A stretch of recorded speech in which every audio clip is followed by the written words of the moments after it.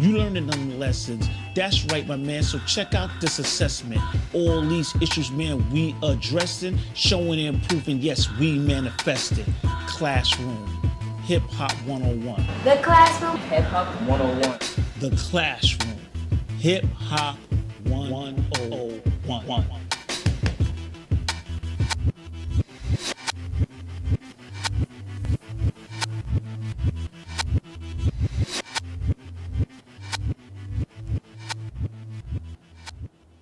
Welcome to another episode of The Classroom, Hip Hop 101.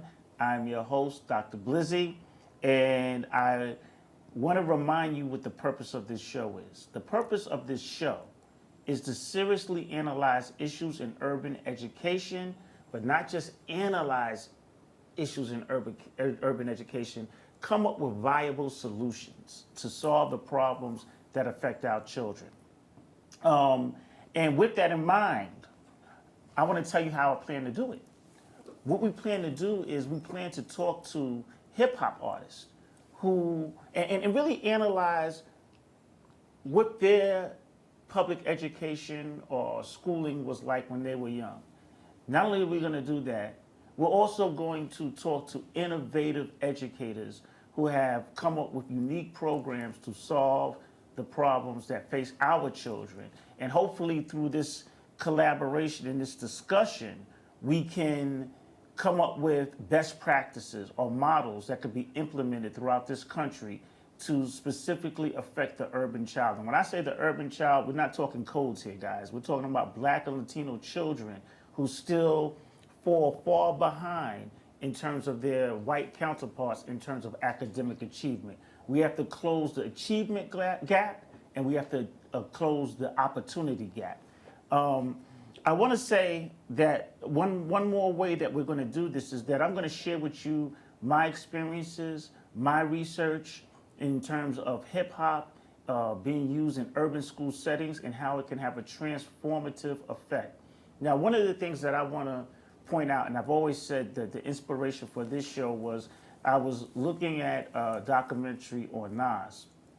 And Nas is one of the, in my opinion, he's one of my favorite MCs. I don't call him a rapper. I really call him an MC because he epitomizes what an MC is. He's talented, he's creative, he's original. I mean, his raps are like poetry, standard poetry. You know, you can hear similes, personification, metaphors, imagery.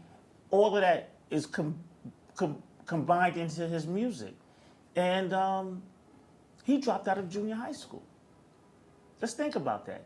Here's a man who has a fellowship at Harvard University, is named I think by CNN, the #1 or the best MC of this era, and he dropped out of junior high school. So the question that I have is, what was happening in the learning environment? Why didn't the teachers recognize his genius? Was the curriculum too slow for him? What was happening in some of those English classes? So through our discussion with hip hop artists, we're gonna kind of get information that can make us better at what we do. So no matter what level you are on, whether you're a teacher in the classroom, a principal of a school, a policymaker, a superintendent, we need to think about classroom instruction. We need to think about changing policy. We need to think about the culture of a district. All these things become very critical in terms of the learning process. And so we hope that this show continues to be a forum where we can bring people on. You know, so this is what the show is about. We have an exciting show today. We have some exciting guests. I'm not going to tell you yet, but we do want to introduce our DJ who's here with us today. And his name is DJ TODD. And I have to say this. This is very interesting because this speaks to hip hop.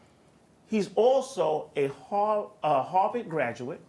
He's also a professor at Medgar Evers College, and he's also Dr. Todd Craig. So that just shows you the evolution of hip hop. And he's straight out of Queensbridge and Ravenswood, and we brought him here today because of one of our guests.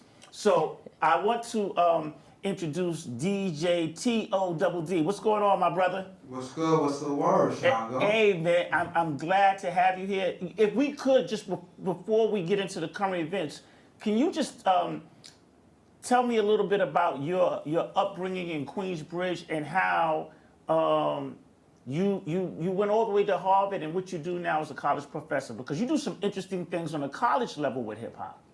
Right. So originally, I was living with my family in Queensbridge. When I was about maybe 2 or 3 years old, my mom moved us to Ravenswood. So anybody who knows that kind of strip, it's like a 4-block difference between Queensbridge and Ravenswood. Mm-hmm. She moved us to Ravenswood because she was trying to get us out of a certain situation. Mm-hmm. So I grew up in Ravenswood, but then my cousin and his family wound up moving to Queensbridge. And so what I would do is I would spend a lot of time running up and down 21st Street, that 4 blocks. My mother would say, stay out of Queensbridge. So as a child, we ran over to Queensbridge. Went to junior high school 204s, right in the hood. Made some decisions that I thought that, the circumstances I was seeing educationally, I just wanted to see something different. Wound up taking the SSAT, wound up getting accepted to this program called A Better Chance. ABC connected me with some private schools, so I wound up going to St. George's School in Newport, Rhode Island. That took me to Williams College. Williams College took me to Harvard Graduate School of Education. And then Harvard Graduate School of Education took me to St. John's, where I got my doctorate in English. So let me stop you for just a quick second. Would you say that you going into private school opened up the doors for your current success now? And I guess what I'm asking is, was there something in the private school that was lacking in the public school? I think what the private school helped me to do, that school, St. George's is in Newport, Rhode Island. So it's a 3.5-hour trip. It was a boarding school. We stayed on campus primarily. I went to junior high school 204. I was scheduled to go to Brooklyn Tech. And just wound up going to St. George's. For me, it was, I saw a lot of my friends, and I love my peoples. They'll tell you I'd sit on the benches with them while they were doing things they weren't supposed to do. I knew that wasn't the path that I wanted to go. And I also knew that the longer that I stayed in that environment, the more likely I was to find myself kind of, roped into that. But for me, there were different opportunities, I would say, at the private school level. I mean, interestingly enough, I went to junior high school 204. When I was in 8th grade, Nas was in 9th grade. Just if that gives you a perspective in terms of me and my age and the time frame and the era. So let me ask you. Well, can you do me a favor? Can you a DJ? Can we get some background music, man? Like, what's going on here, man? Like, listen. This is the Classroom Hip Hop 101. Let me get a little music as we talk. Listen. I mean, put something on. I got you. Hold on. Give me a second over here. And as you get, and you can come into music at any time. I'm just gonna set the segue for a current event issue that I want to talk about and get your feedback on. So recently, there was about a month and a half ago, there was a stabbing at a Bronx school, urban assembly, and it resulted in the death of a student. The student's name, let me make sure I have it right. Yeah, Matthew McCree was the student's name. And it was very unfortunate. There was a lot of conversation around there needs to be more security and police in school. There was a lot of conversation around anti-bullying because the student who did the stabbing said that he was a victim of bullying, right? So according to the Daily News article, Matthew McCree, like I said, he died. The student's name was Abdel Abel Sedana, who claims he was a victim of bullying. But I want to make it clear here that there is no evidence that Matthew McCree was actively bullying this young man. And so there's a lot of different points of view and a lot of different things happening around that. But one of the things that came up as a result of this is that the New York City Department of Ed has literally started an anti-bullying initiative. And let me read to you what the initiative is. 300 schools that have high incidence of bullying rates will get a new program for staff and students teaching relationship skills and responsible decision making. There will be new rules which will require schools to make individual action plans when there are several substantiated bullying cases in their school. Hold on, I got some more stuff here.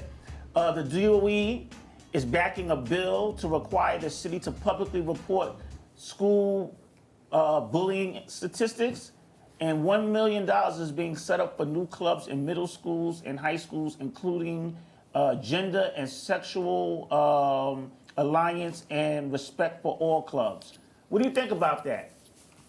I mean, first and foremost, I think the entire situation is just a tragic one. So, I want to just send, peace and love and prayers to the families of all of these youth involved, because no one wins in a situation like this. Yes.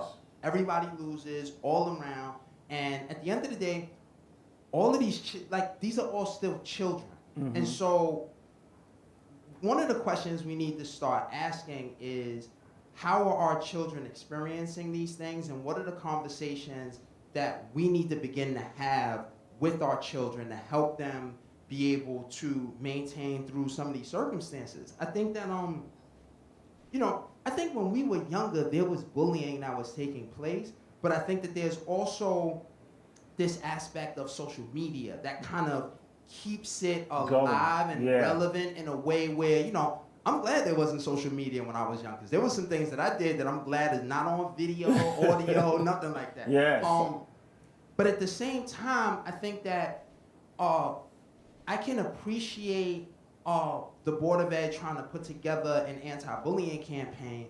I think what becomes important in that is, if those initiatives aren't coming with conversations with our youth, then we're already operating at a deficit, because we're already, from an adult perspective, trying to analyze what our youth are going through without including them in the conversation. And I think that's where we lose a lot of times, is we're not pulling in the youth who are experiencing this on a day-to-day basis and having them kind of inform and lead the way in terms of how we put these initiatives and policies and strategies together. That's a great point. Before we go to commercial break, can you just tell us, what are you involved in now? I know you have a book that you wrote, and you're doing a lot over there as an associate professor at Medgar Evers. You want to share how people can get in touch with you and what you're involved in? Sure. You can get in touch with me through, Medgar Evers College at the City University of New York. Shout out to Medgar Evers College and the English department over there. What I'm doing is, I am the composition coordinator, so I oversee first year writing, English 101, 102. And the way that I do that, my research is based in looking at the hip hop DJ and the practices and strategies of the DJ, and how those can be effective strategies for students who are writing at the first year college level. Wow, so what is it that a DJ does that can help students to re-envision the ways they think about writing essays, looking at sources, approaching sources, and especially in the 21st century, as print-based text turns into digital, online, living, breathing, moving documents. Well, listen, we thank you. We thank you for being our guest DJ today. We're going to hear you spin and do some things. Exactly. And this conversation around bullying and what's happening within our schools has to continue, and I'm definitely going to ask our guest today about that. So we're going to go to a commercial break, and when we come back, oh man, do we have a show for you. I'm so excited about this show, but I'm going to tell you about it after this break.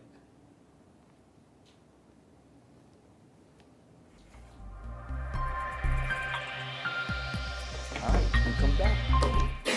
Bringing modern technology to schools across the country, bridging the gaps between the administration, students, and their parents, creating a secure and enriched educational environment for both students and administration. We are WorldCast Live. WorldCast Live's groundbreaking technology was founded under these 5 principles: communication, parent engagement, instruction, fundraising, and security. Communication. Close the communication gap within their institution. For example, principals can speak directly to parents live, sharing beginning of the year message, or remind parent of important upcoming events. Parent engagement. Help schools increase parent and community engagement. For example, parents can log into PTA meeting from home or on the go with full interactive engagement. Instructions. Provides a platform to showcase school projects and curriculum to parents who cannot make it to school event. In addition, WCL can be used as an instructional tool to teach student filmmaking and broadcasting process, thus learning a skill that will make them career and college ready. Fundraising provides a way to generate revenue for schools and organizations to fund school projects, sports teams, clubs, and activities. Security. Your privacy is our #1 priority. Creating a digital space where our children and education providers are protected is at the very core of our platform. Cloud education is the future, and WorldCast Live aims to integrate technology in all facets of the school curriculum. Be a part of the leap forward that will revolutionize online education. Did you get any live feed from it? That one. Okay.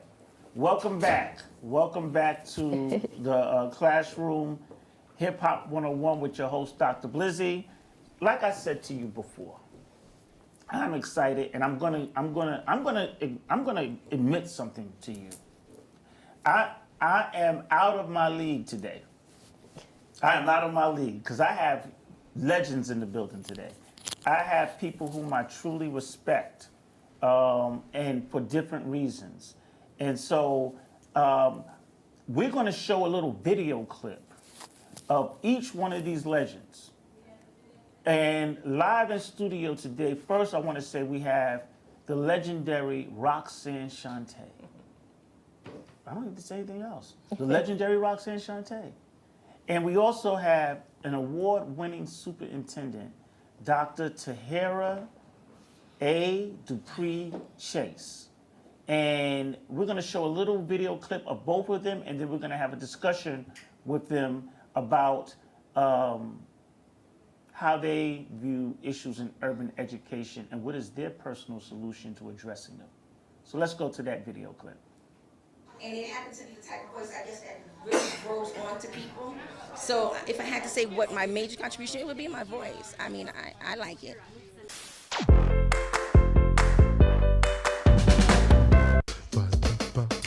Dance, get up and get with this. Shante is here to take care of business. So plug up the mic and stack the dough. Then yo, go start the show so the pro can flow. No time to sit around. You now have a film that's made about you, so how do you feel about your representation in the film and just having the film made at all?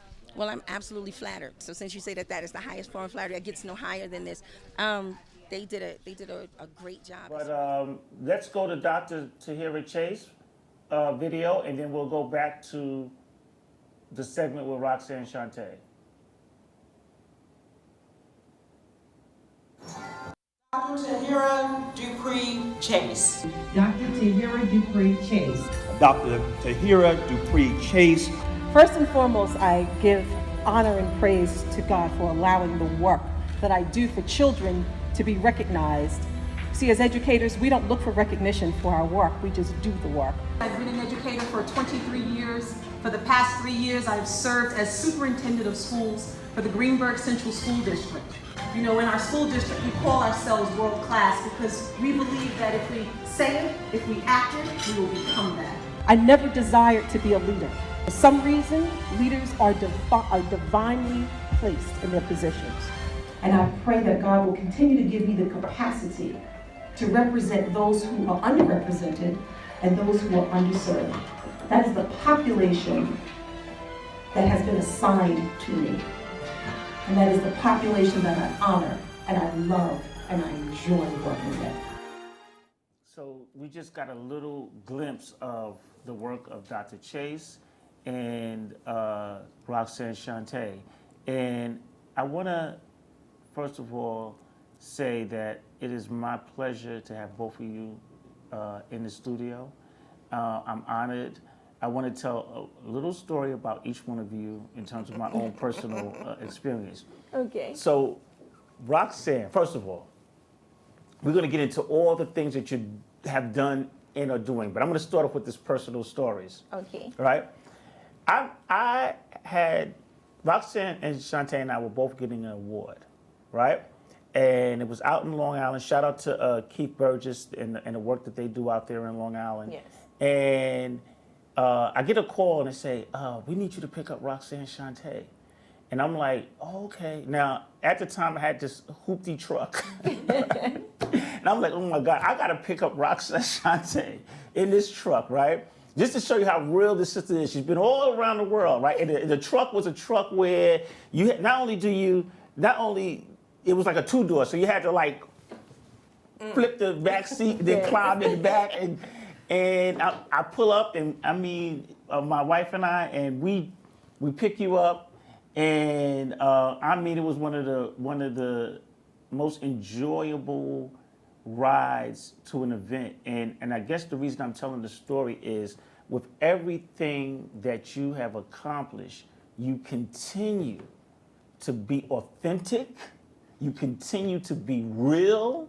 When I look at you as my mentor in this regard, that you've demonstrated that no matter how high you rise, you never forget where you come from. And she's the type of person that if she says she's going to do something, it's done. You know, it's like she really epitomizes the term "word is bond." Like she's like, I'm going to show up. I'm going to show up. You ain't got to worry about it. And I just love that about you. And Dr. Chase has been my mentor in another way, and that is that when it came to me getting my doctorate, we went through the same program, and she was someone who all of us students could call, lean on, be inspired by. I mean, there was times where we were just going crazy, didn't know how we were going to get it done, and Dr. Chase would come in with her very calm, inspirational kind of like, you're living in your purpose, you're going to do this, and like, okay, all right, let me get back, let me get focused. And so both of you are just powerful people, and that's why I know I'm out of my league today, right? But I want to go to you, Roxanne Shante. Yes, sir. All right, so. You got me smiling and blushing. I'm like, you got this biography. Yeah, absolutely. Movie that was in the Sundance Film Festival. Yes. Critically acclaimed. I'm just going to go over some of the things that I know. You have a very effective business, a hosting business, where you go all around the country and you host events. We're celebrating the 29th anniversary of Bad Sister. Yes. We have an exclusive. We can't talk too much about it, but we got an exclusive dropping here on the Classroom Hip Hop 101. Yes. Netflix. Yes. Program getting ready to come out. Yes. You've done all these things.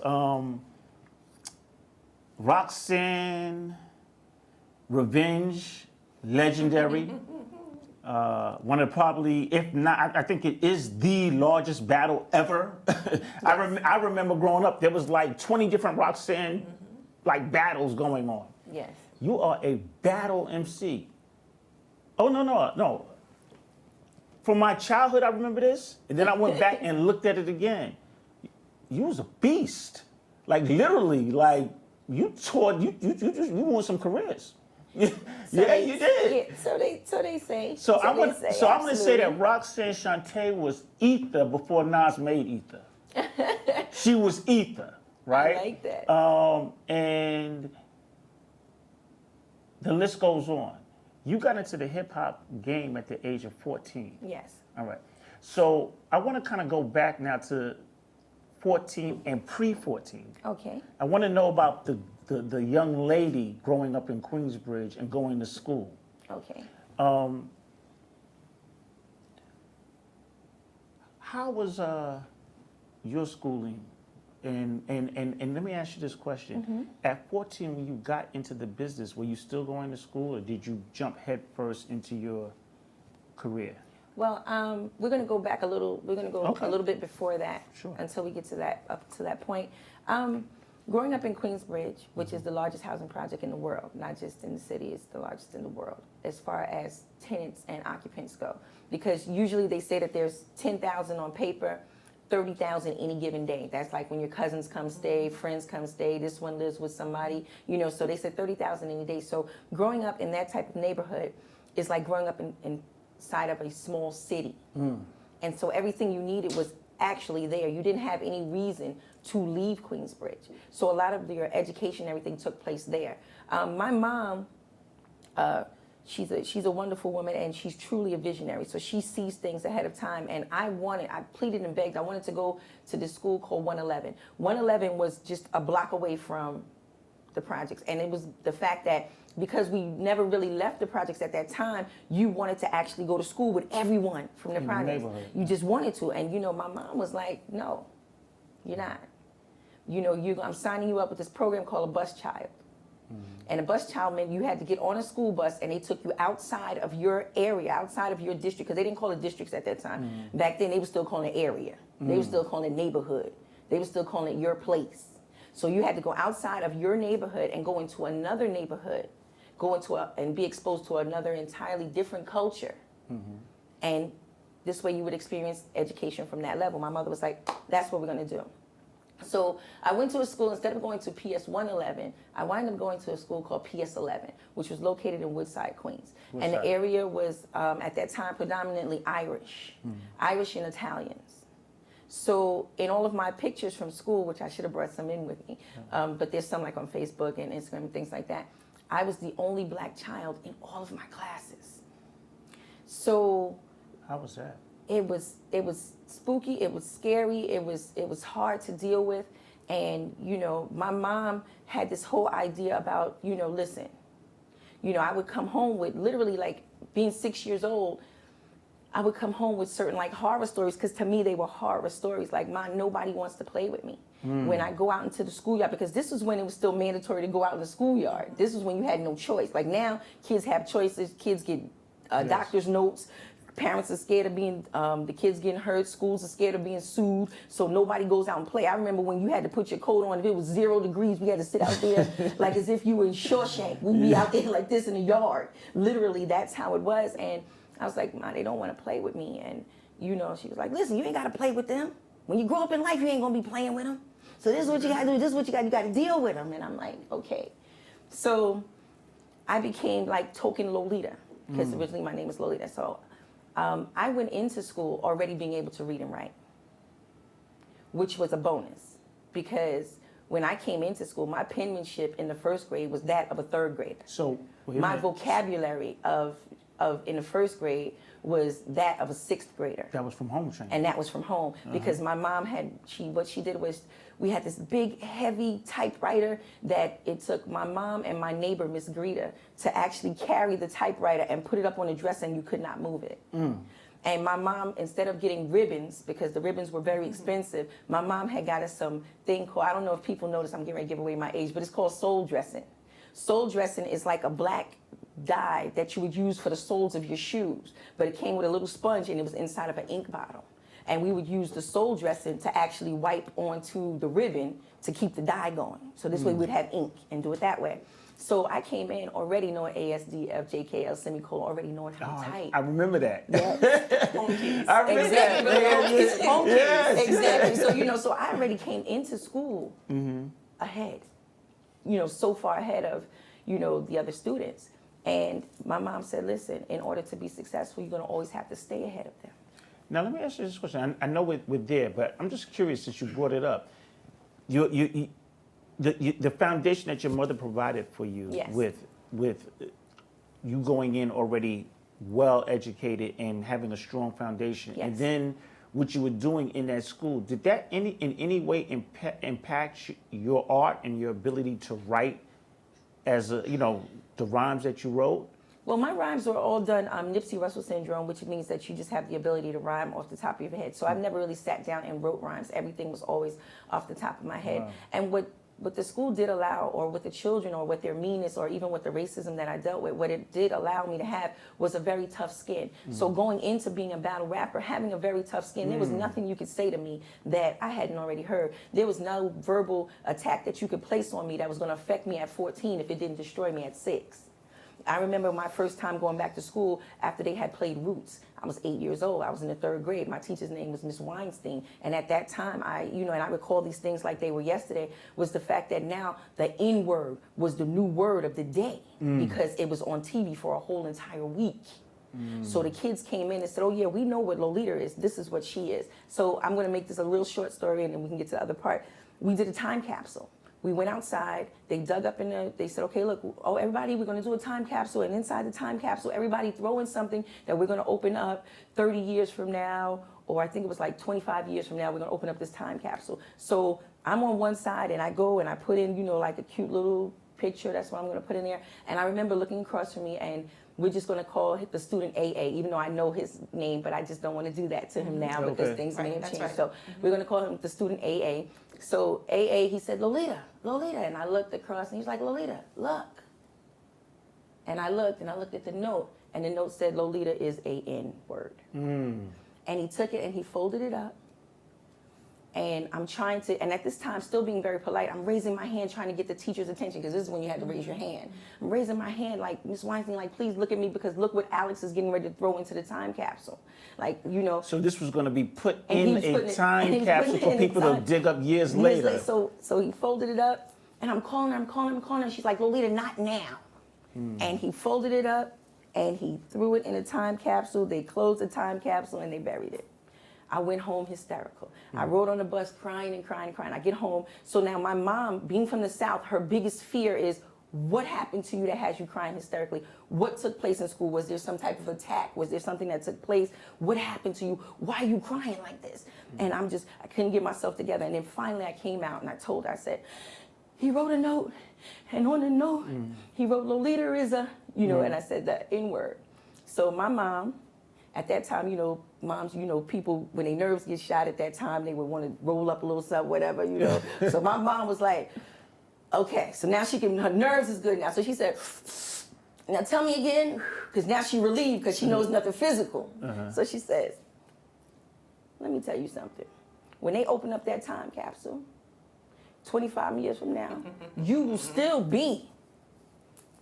You know what I'm saying? She said, like, you will still be the N-word. She said, but the catch is, what type of N-word will you be in 25 years?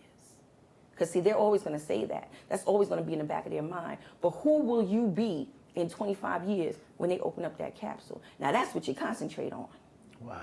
And so I made it my business to make sure that I was there when they opened it up.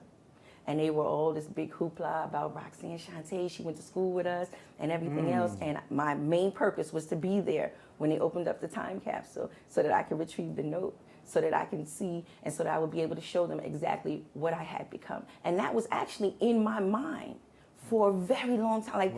Like the whole thing, but he didn't understand what he had did for me, was he had actually put me on my path to greatness. And I'm still very humble. I'm a very humble person, but I just want to say that he placed me on my path to greatness just from that one note. Just from that one note, because I knew that when 25 years comes, I need to be something. I need to have made my mark on the world. I need to let them know that what he wrote on that paper was not who I was when they opened it up. Wow. So my experience with going to school with being the only black child in my classes was, it had its benefits.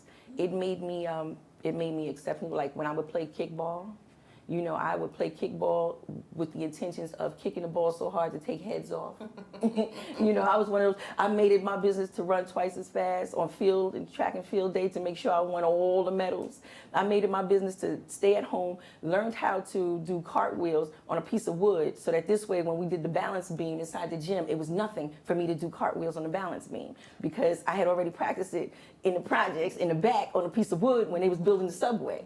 You But know. you know what you're talking about is resiliency. Absolutely. You know, like and I want to shift focus to you, Dr. Chase. And let me give you your flowers while you live, as they say. You have done a phenomenal job with the Greenberg School District. You know, and a lot of it has to do with communications, changing people's perception. One of the things that really strikes me about your approach is that you're not an in-the-office superintendent, right? And most people, when they think about superintendents, they think of somebody who's behind a desk. Sure. But you're out in the community. You're engaging people. You have gotten so many accolades in terms of communication awards, next superintendent to watch, and nationwide. You are one of the top 25 superintendents in this country. I'm proud of that. I'm proud to know you, person of color.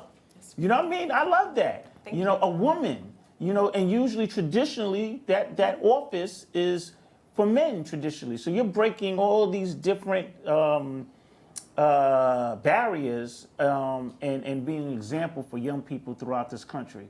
But when you hear Roxanne Shante talk about her experience, like some of the things I heard was one, bullying, which is a big thing that we just talked about, right? And her approach to it, this resilient approach, which I think comes from your mother, is something that I think our children need to learn because they implode these days. And then also, what do you think about the teacher's response, you know, in terms of engaging students? Because when you were raising your hand going, Miss Weinstein, you know, it was like, shut up, basically. And we see this. So how do you deal with that as a person who trains principals, trains teachers, and works with young people? How do you address things of this nature? So first and foremost, thank you for having me on the show. Yes. And thank you for having me as a co-guest to someone I followed as a youngin in the Bronx back in the day with Roxanne. So I really appreciate just being here. So it is truly an honor.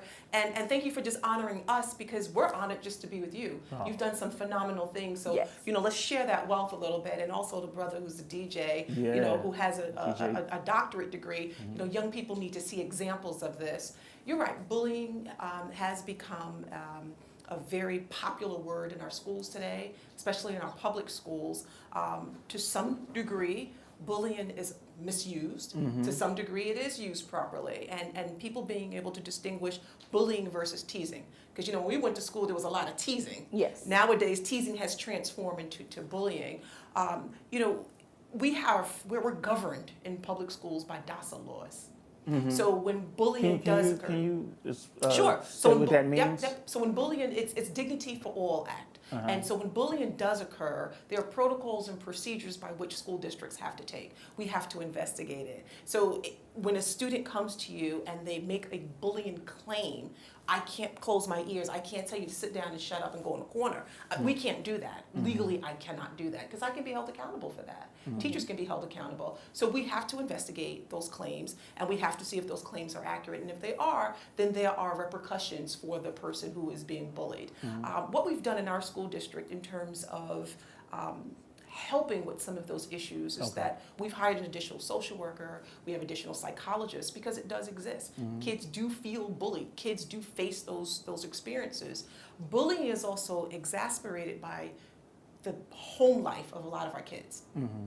So you gave the example earlier to the DJ about the young man who stabbed the other young man at the school, and my condolences goes to all the families. Mm-hmm. That young man's issues were far deeper than that school, and you better believe it. Somebody wasn't listening to him a long time ago. Mm-hmm. And you're right, he imploded.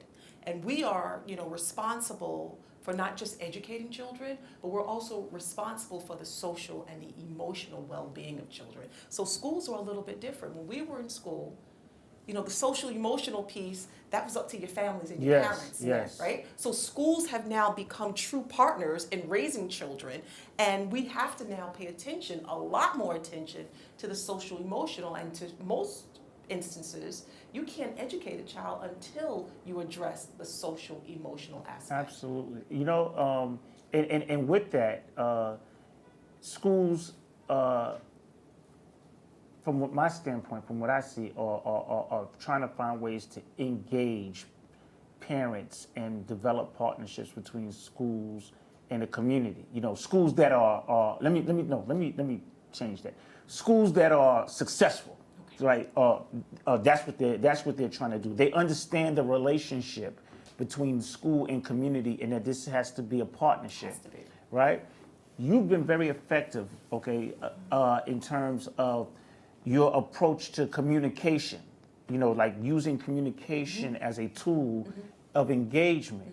Can you tell us a little bit about some of the things that you do, and not just in terms of the social emotional, but how that also impacts the academics? Sure. So I'm going to go back to the communications. I attended HBCU, Norfolk State University in Norfolk, Virginia. So I'm a very proud graduate of a historically black college. I studied communications when I was in college because I initially thought that I was going to be a news reporter. That was my dream job. Having left college, graduated with my degree with honors, might I say. I immediately landed a position with a very known company. I didn't like it. It wasn't filling. So I fell back onto my minor, which was English. And a friend of ours to the family said, well, why don't you go into a classroom, become a substitute, figure out what it is that you want to do. So I did that. In 15 minutes, I fell in love. So that's how I became an educator. That's how I became a teacher. Fell in love with the profession, and I started my work in New York City at CIS 166, High Bridge Projects, in the heart of the Bronx, not too far from the Yankee Stadium area.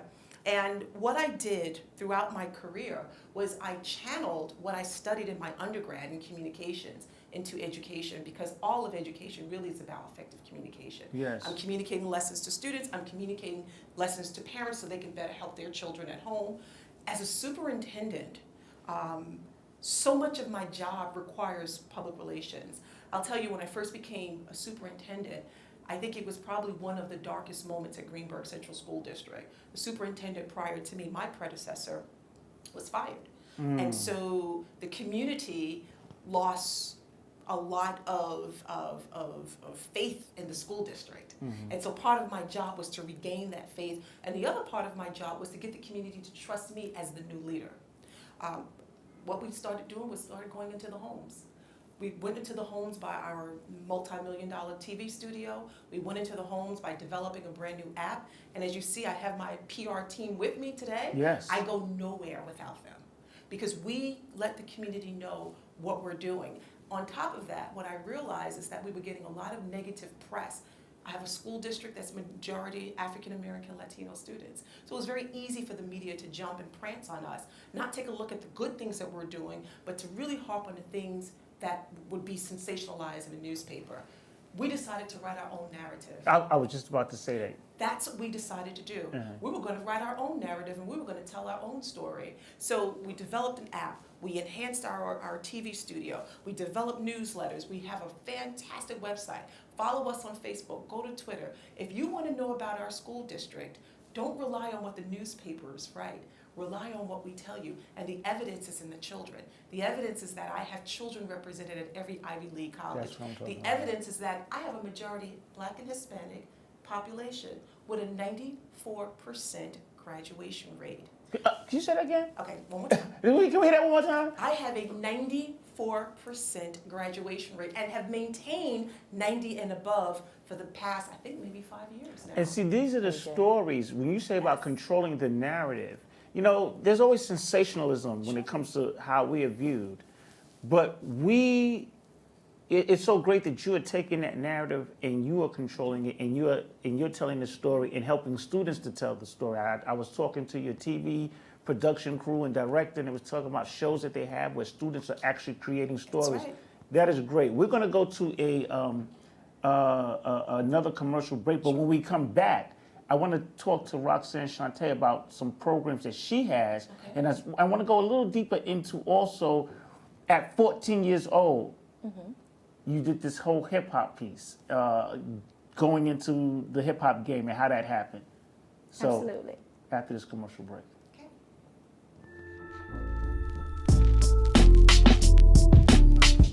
Hi, I'm Dr. Blake, CEO of True SK Consultants. True SK Consultants, the True stands for Teaching, Reading Uniquely to Reverse Underperformance, and the SK stands for School. So we're not old school, we're not new school, but we're true school. We are an innovative company focused on whole school reform. And today I'd like to introduce you to my corporate partners who focus on parent and student engagement. Hi, I'm Savannah Banana. I'm an entrepreneur. I am 8 years old.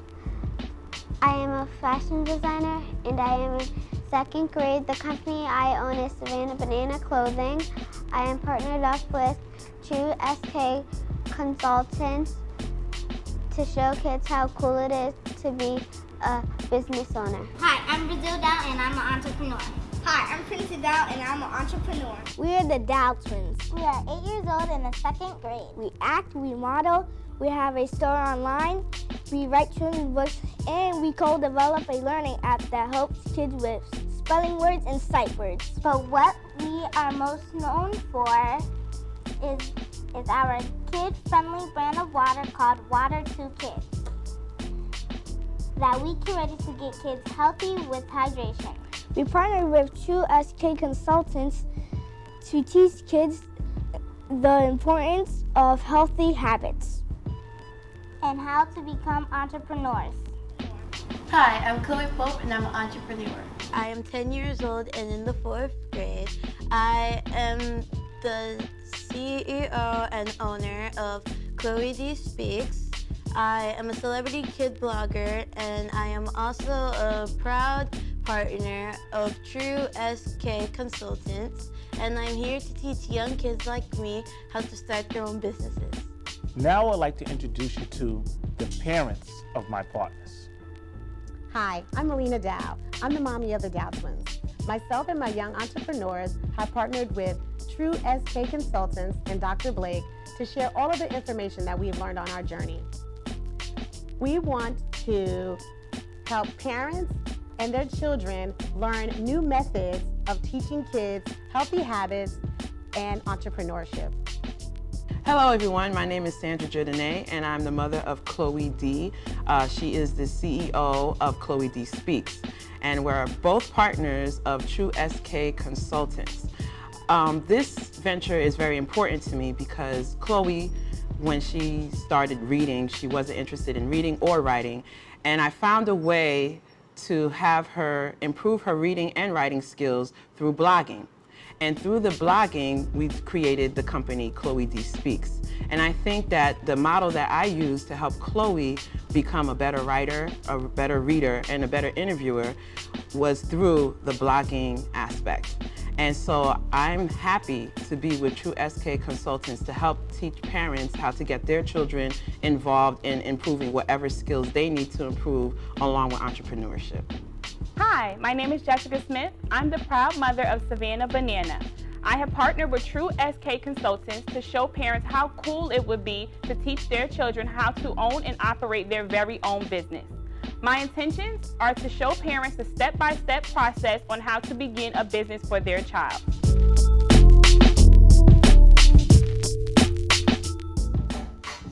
I tell you, I love those young entrepreneurs. I mean, and I think that every parent should get their children involved in entrepreneurship, because we're not going to have people working 25 years for the same company. Those days are gone, and the ones who understand business, how business works, are going to be the ones who have the upper hand. And so kudos to those parents for finding a way to connect their children to something that they're passionate about, and then use that to push their academics forward. Sure. So if you ever want to reach out to me to have those parents come to your district or your school, you let me know. Now, DJ I was going to say Todd, T-O-D-D, Dr. Todd Craig. Are you in the building?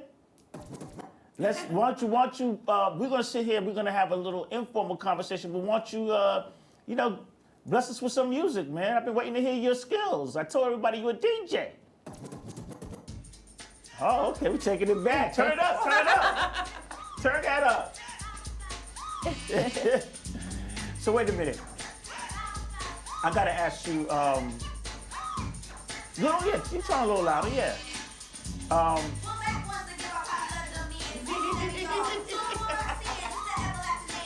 Don't make me. Right? Listen, I want to ask you. Okay. What's your most memorable Roxanne Shante song, verse, lyric? I mean, I know you Dr. Tahira Chase, but I know you got still Tahira from the Bronx. I know you got some hip hop in you now. Okay, she said, look, I'm still Tahira from the Bronx. Is he gonna put a UTFO on? Roxanne? Oh my goodness. Oh, y'all killing me right there.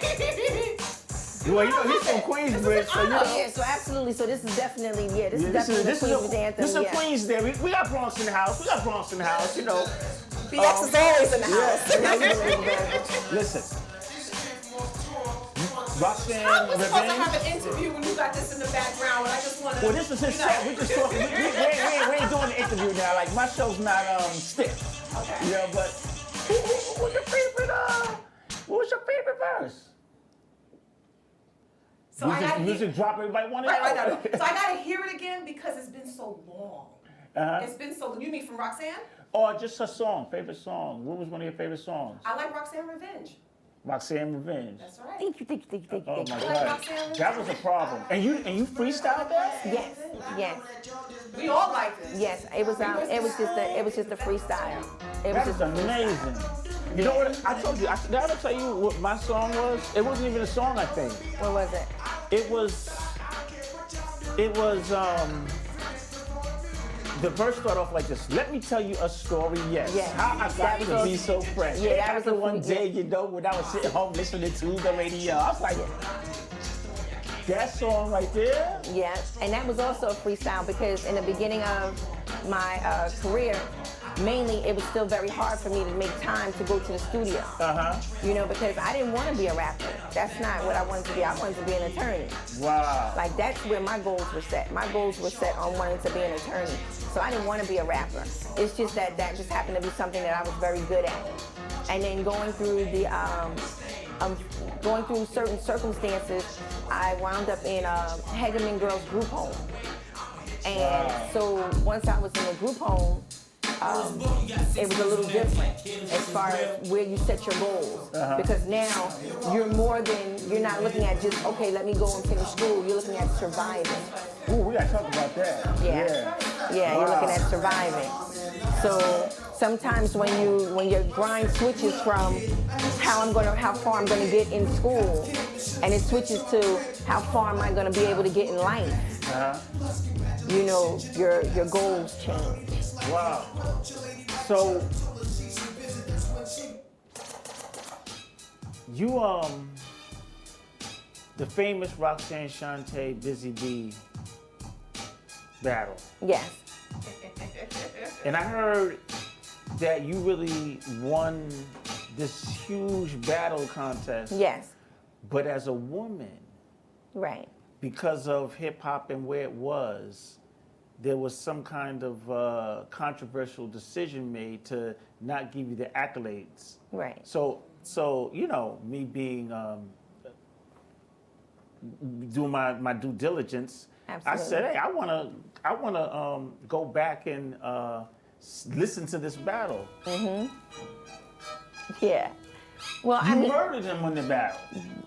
Yeah, but one of the things, now as an adult and understanding where hip hop has grown to, I understand that decision. And sometimes some decisions need to be made and you won't understand them at the time, especially being the age that I was. I just didn't understand it at the time. And having a conversation with the gentleman who happened to be Curtis Blow, who happened to make that decision at the time, he told me, he said, listen, Shiny, because they call me Shiny. He said, Shiny, I just want to explain something to you. And I was like, look, you don't have to explain anything to me. You know, life is good. You know, I'm great. I can't complain. Sometimes some of the things that take place in your life when you're younger, you know, help to mold the things, not only just mold you, but also mold your future as to what happens to you now in present day. I'm sorry. Okay. We are back, I think. Yes, we are back.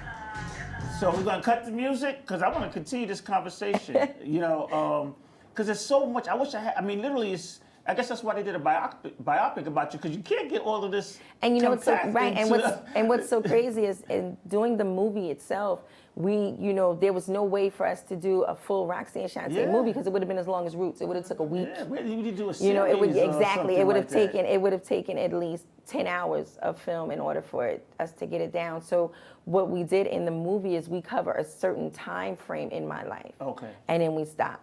You know. There's a saying, blessed are those who forge the way for others, right? Yes.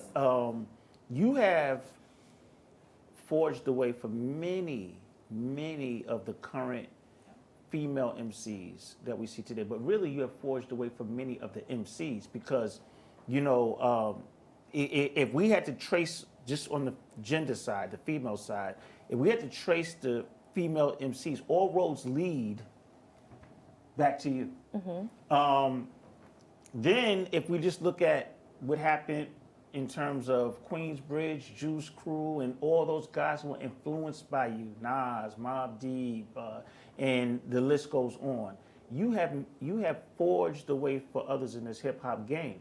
Yes. But interesting to me, just in this interview, what keeps on coming up is resiliency. Resiliency. You know, you have to be resilient in that school that you were. You know, being the only African American in that school or most of your classes. In my class, in all of my classes, yes. And then, you know, what you were just saying in terms of your group home experience, you know, having to deal with being survival, but embedded in all of that is resilience, right? You have a program, right, that you do in Newark with Newark Public Schools. Yes, I do. With young people who are going through their own challenges, and you're mentoring them. It's called Mind Over Matter. I love that name, right? Because a lot of, and the reason why I love it is because a lot of times our children, or we as a people, not just our children, we find ourselves in circumstances, right? And it's so easy to succumb to the circumstance. So how do you project your mind over the reality that you're dealing with, right? Yes. You had, that guy put that thing in the capsule. Yes. And your mother gave you a mind over matter technique. Like 25 years from now, you're going to do A, B, C, and D. Right. Because she was like, because you can't change who you are. Exactly. So when they open that up, you know, you were still going to be. Oh, this is live. Don't worry, we continue. Are you okay? All right, we're gonna continue. So, how do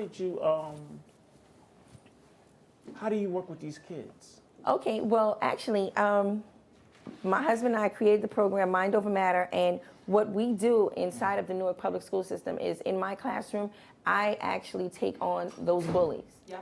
I actually have the bullies come to my classroom. So they actually come to your class? Right.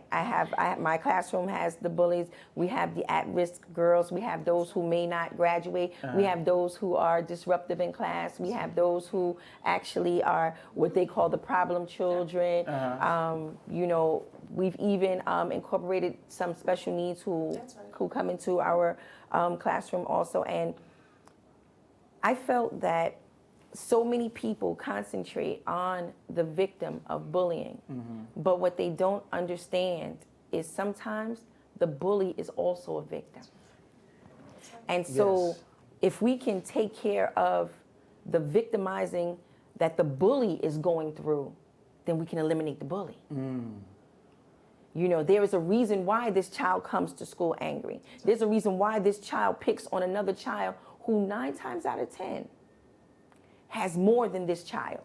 The reason why they knock their lunch out their hand because they're hungry and couldn't pay for their lunch, so they'll knock another child's lunch out of their hand. The reason why they steal a book bag because they wanted a book bag but they don't have one, so they take this child's book bag. The reason why they want to steal coats and sneakers or mess up clothes and hairdos because these are things that they want, things that they feel that I should have these too. My mother should love me like this. My parents should provide for me like this, or you think you're better than me type syndrome that we go through. So I take on these girls and they come into my classroom, everything, which I tell them all the time, it's not mandatory for them to be into my classroom. And because of that, because it is not mandatory, it is not a punishment. You're not sent here. This is where I come in, I tell them about the program. If you would like to attend, I'm located downstairs, I'm in room 103. This is my day, I would love to see you. So they show up. And I hear they run to your class. Literally, yes, they do. And it starts off, we started off with, you know, you start off with 30 little girls, you wind up with 121 girls, and you wind up with, you know, almost half of the population of the school itself if the school only has 300 students and you have 121 in your class. You know, where they're standing up against the walls and they're sitting on each other's laps and some are sitting on desks and some are sitting on chairs because we're trying to have enough space and I won't turn anyone away. Let me tell you something. I remember, Dr. Chase, I invited, it was a couple of years ago, I invited Roxanne Shante to come speak to a group of students. I think it was all girls at a particular school in Manhattan. It must have been about 200 girls in the room. Hit pin drop. She doesn't know that I'm about to invite her to come to my school district. That's It was amazing. Listen, it was amazing. And you know, these are the type of students that come in, hey, what you got to say? What you know, hey, why the speakers talking? They're like, hey, yeah, what's going on with it? And they were all like this, and just listening. And you know what it is? It's because they understand, like I come in and the first thing I say is that, you know, I was a truant, I was a runaway. I know what it's like not to want to go to school. I know what it's like to be responsible for your siblings. I know what it's like to be hungry. I know what it's like to be in a group home. I know what it's like to go through foster care. I know what it's like to go through these things. So automatically, they take something. I know what it's like to be abused. So what they do is they automatically identify with what they see in themselves in me. And then I allow them to also see, like I moved back into what is called a hot zone.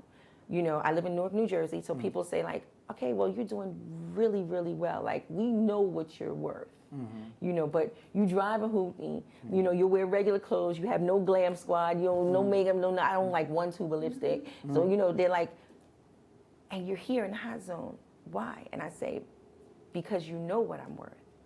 And I need these children to be able to see that every day.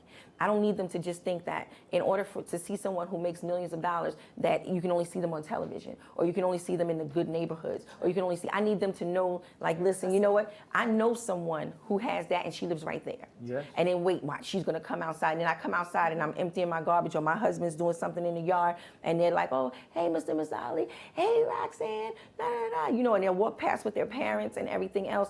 And it starts their day off knowing that it's possible. See, everyone talks about gentrification, and what I did was called Roxanne Shantae's re-entrification. That means I go back into the hood and make the hood good. You know, I tell people, like, listen, it's not just good food here, it's good people here. We're gonna make this a good neighborhood. We're gonna do this with our stuff. And so a lot of times people see me as that inspiration. So I bring that into my classroom. When my girls see me and they were like, you know what? You're inside of Vogue.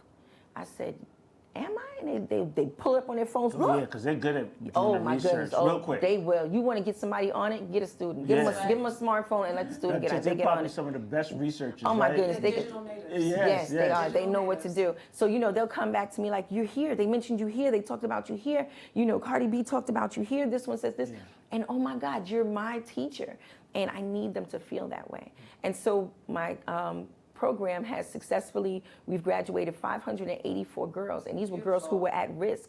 And not only have we graduated 584 girls, but we've had salutatorians, valedictorians, we've even had those who have received superintendent's awards. And these were girls who were at risk at the beginning of the year, who at the end of the year were valedictorians, salutatorians, and everything else. So people say, well, how did you do that? And I say, because it was already in them.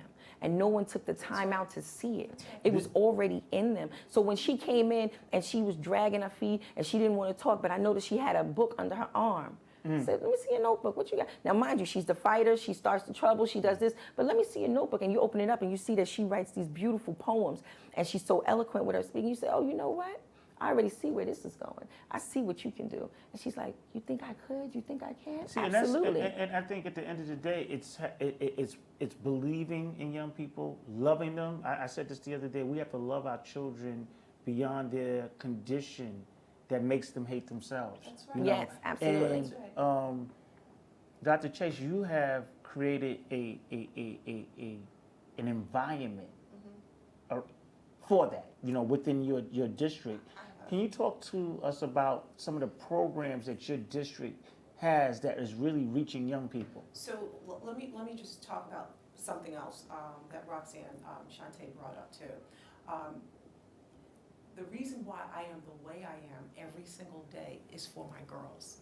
Because I want my girls to see me as what they can be and even more so. I have a great relationship with my female students, and I really applaud the work that you're doing, because if you take a look at the average high school, middle school, and you look at their incident reports, the majority deals with girls today. Yeah. Yes. The majority. So, girls need that mentorship, and especially girls of color who, number one, are feeling body shamed. Number one, they're not comfortable with their complexion, their hair texture, they're this, they're that, they're this. They're watching black women being demeaned on television publicly. What message are you sending to these girls? So I appreciate what you're doing. And I'm the way I am. I adorn myself the way I am because I want these young girls to see me as a real person, but I can be a professional. I can sit at the boardroom at the table with others who don't look like me, but I can also sit with you in the cafeteria and we can sit there and talk smack and do whatever we got to do. But I want these girls to see me as a positive role model. So I'm always mindful of how I talk, how I walk, how I dress, how I conduct myself as a young lady, and especially a young lady of color.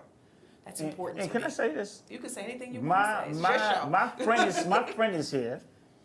She's in the back. Your daughter. Yes, my baby girl. That's right. And she and wow, since the last time I saw her, she just had a growth spurt. Yes. But I just love that every time I see you, I see her. Yes. And so it's not just like some superficial get elected speech kind of thing. Not like at you're all. Modeling it. Not at all. And she is reflecting it, and it just like with your mom and you, like it's so important that we do that as parents, that a lot of times, we take for granted that our children understand who and what we're about because they're around us.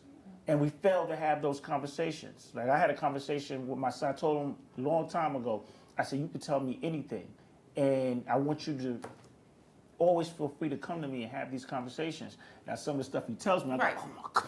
I pray afterwards. I'm like, but thank God he tells you. But I do. I am thankful that he feels comfortable to have those conversations.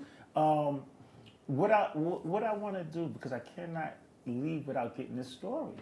Okay. So, 14 years old. Yes. At 14, like, no, come on now, listen. That's a big deal. There's a, and you probably need to mentor this young man. I don't know if you saw this young man, he's like 11 years old. He was on Hot 97 and he's with his rapping, brother. and he is bad. I mean, I'm like, and I think about the talent, but I also think about the cautionary, like, because this industry and people can be taken advantage and exploited, but I think his brother's really guiding him very well. Yes. But at 14 years old, yes, this is when you went at UTFO? Yes. At 14? At 14. And that's when you wrote that rhyme? That's when I did that. I did still that. have the same voice, by the way. The voice is the voice. It's that unique voice. Thank you. Tell us about entering into that world, and I want to know what happened with your education at that point, because you're 14 and you're now immersed in this. Like, how did all of those pieces get worked out? At the time when I did go into the industry and I was 14, I was coming straight out of the group home. So as far as education-wise, what I noticed is that when I was inside of the group home, when I was going through that, I had never became a ward of the state. I still was, with my mom, still had that type of relationship. And it was more so for behavioral reasons and everything else because I was that type of girl. And I noticed that, I got up in the morning at the group home like, okay, so now do we go to school? They was like, no, there's no school for y'all. And I was like, what? There's no school? And I had girls who were in the group home who were older than me who were on a second grade reading level. Some couldn't even write, you know, and it's heart-wrenching for me as another child, looking at another child and saying to myself, like, oh, if I stay here, it's over for me. Like, this is it. Like, they don't care. This is it. It's over for me. And that's why present day today, I'm a CASA, which is a court-appointed special advocate for children who are in foster care and misplaced adoptions, because at that time we didn't have CASAs. And they are so needed, because that's that voice for you. Someone that you say, listen, I want to go to school. And someone who goes into court and fights for you, like, listen, she needs to go to school. She needs to be able to go to school. So even in my spare time, that's what I do. And what little bit I have, I'm also a CASA for these girls, to make sure that they get the things that they're supposed to have when they're placed in foster care, when they're placed in group homes, when they're placed these places where people tend to forget about them. Because they think that if a child is placed here, you know, no parents, there's no one who they take it full advantage. Now, I went to Queensbridge and I was in the middle of doing my laundry, and Molly Mall, who happened to live above the laundry, it's a building, but our laundry used to be in a ramp. Anyone who grew up in the projects remembers back in the 70s and the 80s, we used to have laundromats under the building in the ramps. We no longer have those now, but you would go down the ramp and his windows was above the ramp. He said, listen, I have this beat, which is Big Beat. I would like for you to do a freestyle, because I was already known as a great battle rapper.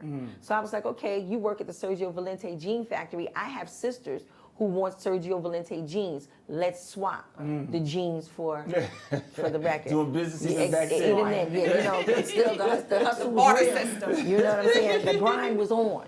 And so, you know, he was like, all right, fine. So I did Roxanne's Revenge, and it had became such a success so fast that there was no way to handle it. My mom wasn't, you know, she wasn't business savvy as far as having knowledge of what the industry is. And, you know, at that time, they just took full advantage, which they did. They took full advantage. And I know this is going to sound strange, but I thank them for that. I thank them for not paying me royalties. I thank them for stealing publishing. I thank them for stealing writers. I thank them for not paying me the money they were supposed to. Because they did not pay me the money that they were supposed to, it kept me from being able to afford to do certain things. Like, I couldn't afford to pick up vices. I've never drank, I've never used drugs, because I couldn't afford to. See, they had so much of my money, all of them could afford to get high. So therefore, it led to them having other problems later on. But see, I couldn't afford to get high. I could barely afford to eat. So because of that, I wind up having an excellent diet. Because now I need to make sure that my siblings have what they need to eat. So I wasn't going out and spending money and doing all these things. Now, as far as having flashy items and clothes, of course, I was Roxanne, so I would receive a lot of gifts. I'm 14 years old. Every man that you meet, which also, if you were not psychologically prepared for that, can also be damaging. Because just imagine, you're 14 years old. Imagine your 14-year-old daughter, and every man that she meets, the first thing that comes out of their mouth is, whether they're 8 years old or 80 years old, is, Roxanne, I want to be your man. Now, just imagine having to deal with that every day, every time you met a strange man. You don't even want strange men speaking to your daughter, but here I am with no parents to filter that, and I had to deal with that every day. Whether I was in the hood, whether I was in the boardroom, whether I was at I could just be in a store and somebody would come in and see me, and he could be in the store with his wife and his kids and see me, oh, Roxanne, I want to be your man. Listen, anything you want, you let me know. So if you were not mentally prepared for that, just imagine what that could have done. Wow. But I had already had a tough skin. I already looked at that. I grew up from the largest hostro in the world, which was Queensbridge, Queens Plaza, which the back wage was called Dutch Kills. And that's where, and it was a whole bunch of factories. So, you know, there was a heavy prostitution area back there. So I done seen every game that could be ran. I done heard every line that could be. So all of these things were the perfect prerequisite for me going into the hip hop industry. Plus the fact that my survivor mode has always been switched on. Wow. See, a lot of children didn't have that. See, some children, all they know is that their safety is at home. But when you're going through certain situations and there was no home for safety, then your safety mode is on automatically. Your survival mode is with you. So that allowed me to be able to go into the industry and keep a level head and say, okay, well, you know what? If this is how it's gonna be, then that's fine. I'm not gonna go through this, but this is a better alternative than this. So even though I was making this money from hip hop, it allowed me to take that money and still be able to provide for my siblings, run my own household, purchase my home by the time I was 18, be able to say, okay, and all of my sisters, through the grace of God, because I only have sisters, I have no physical brothers, allowed all my sisters to grow up to be wonderful professional women. I've never had anyone get on drugs. I've never had, and this is from a household that was actually ran by a child.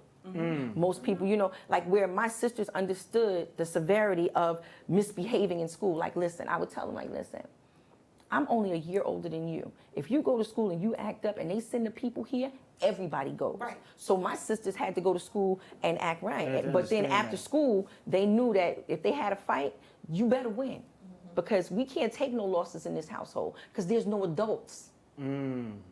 We can't take no losses here. Ah, man, my producer, I wish I had more. I wish we had more time. I had more time. Like you said, we need a show just to get all of this done. But my producer's looking at me like, man, you better wrap it up. But okay. Okay. Wow. We're getting ready to close out. Okay, let's do that. But I just want to say, I got to ask this one question, though. Go ahead, hit me with it. And then we definitely got to close out. So at 14, I know my producer's looking at me like, but at 14 years old, yes, you go into the industry, and I just have this one question.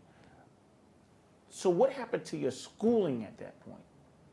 Well, what I did was, and I know this is going to sound funny, but what I did was actually, I literally homeschooled myself up until the point of when I became an emancipated minor. Like I started getting law books. I started looking in law books, understanding what the consequences were if I didn't do this, if I didn't do that, how am I going to continue my education? And so what the company did as a, I guess as a cover for themselves, because they were in the hopes of, okay, she's 14 years old, she's already had a baby, it's gonna go downhill from here. Let's put in a clause inside of her contract and say that we're gonna pay for her education, just in case anybody comes, this is what we're gonna do. And we're gonna write that in there and we're just gonna leave it at that mark. And so I was like, okay, well, you know what? When time stops, I'll be able to go back and I will be able to go and use this clause. And I was able to use it up until the point of when they realized, like, okay, you know what? We're really getting a bill for this. Yeah. Like, she's really doing something. We need to withdraw that. We need to stop doing that. So, you know, you get to a certain point and they just automatically want to just stop it. And then you say, okay, well, you know what? I need to perform. I need to do these things. But I also want to continue and pursue my education. So people would laugh at the fact that I would have my son on my lap, a book in my hand, trying to do this, and hearing them calling me all types of names on stage, and like, okay, well, let me close the book, let me burp the baby, hand the baby to them, get up here, bust a rhyme, then come back. So like, that's why there's no after party pictures of Roxanne Shante. You know, people say, well, why you never said, we never seen no pictures of you? Like, I didn't have no time. I wish we had. Speaking of no time, we don't have any more time, but I want to thank you, Roxanne Shante. I want Thank to you, and I want to thank you guys. Like, I'm in great company, in great Dr. Chase, company. Absolutely. I'm glad you two guys met because I told you there was going to be this conversation that continues after this show. Another example of divine intervention. Yes, absolutely, absolutely. I live by it. So, this has been your host. Look, they got me all messed up. I'm not even remembering why I was it. Dr. Blizzy, Classroom Hip Hop 101. 101. You can get this show by going to tnhhp.com. That stands for the Nation's Hip Hop Principle. Also, the audio version will be on SoundCloud. I'd like to thank Worldcast Live Media for sponsoring this show. I want to shout out my Black Hole family and my Universal Hip Hop Museum family. Shout out to you guys. And this is Dr. Blizzy, and this has been another phenomenal show. Ladies, thank you so much. Thank you for having us. I'm like one of those people that cuts at the end of everything. Like, we're out.